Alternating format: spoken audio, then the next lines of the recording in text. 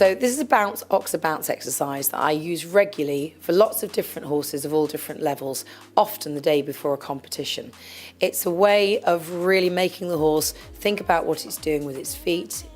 It uses different profiles of fences and it makes them very snappy and very active.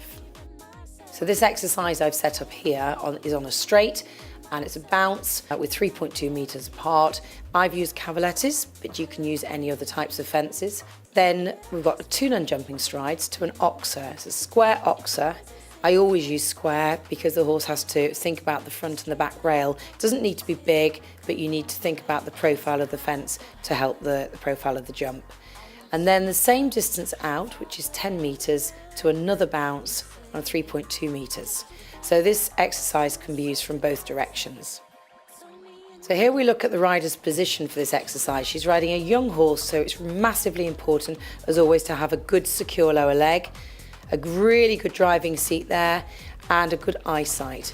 And you can see here how her landing position is very good. Again, that lower leg with the heel down, her eyesight up, and the arm pretty much in a straight line, just following the horse's mouth.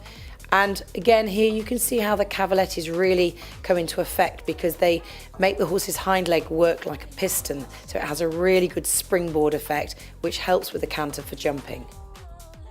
So here's a head-on shot here, and you can see the horse has a little wobble. So if you feel yourself veering off to one direction, keep your eyes looking straight ahead of you because that will make your straight line. So here's a horse with a slightly longer length of stride with less balance. And you can see that the rider gets a little in front of the movement, which doesn't actually help the length of step. So the horse is quite bold in here and on the landing loses the balance and has to work really hard to get out. So I suggest you keep your body up to not allow the stride to get any longer. So here's a slightly more advanced variation of this exercise, and it's the start of teaching a horse to be obedient before the fence on the landing direction. So we're going to come straight over the first 2 cavalettes, but on the landing stride of the cavalette, we're going to give some instructions about where to go on the landing so the horse knows where she's going on the landing of the spread. Okay, so if you're a little bit late giving an instruction, like Ben is here, you end up going to the inside rein and the outside shoulder can pop out. So that's what that would look like in the air. And then as you've landed, you'll be out of balance and in danger of a run out or a fence down.